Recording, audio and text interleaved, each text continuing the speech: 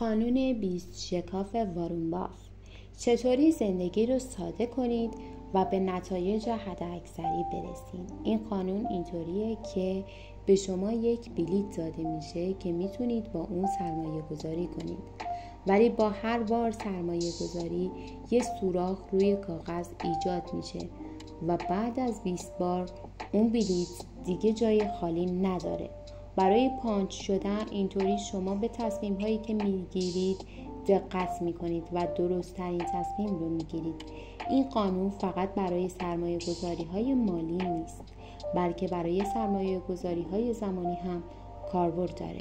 این قانون اینطور عمل میکنه که شما خودتون رو مجبور کنید که تمرکز کنید. احتمال موفقیتتون زمانی بیشتر میشه که شما مجبور شید کل تواناییتون رو، تمرکزتون رو به کارهای کمتری اختصاص بدین. اگر میخواین در مهارتی مسلط بشین، باید در مورد وقتتون گزیده عمل کنید و چند کار ضروری رو انتخاب کنید و یک کار رو انجام بدید.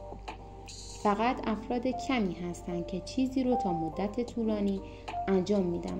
معمولاً اکثر افراد بعد از شروع یک کار، بعد از یه تایمی که از اون کار میگذره و نتیجه‌ای دریافت نمی‌کنن، اون کار رو رها میکنن.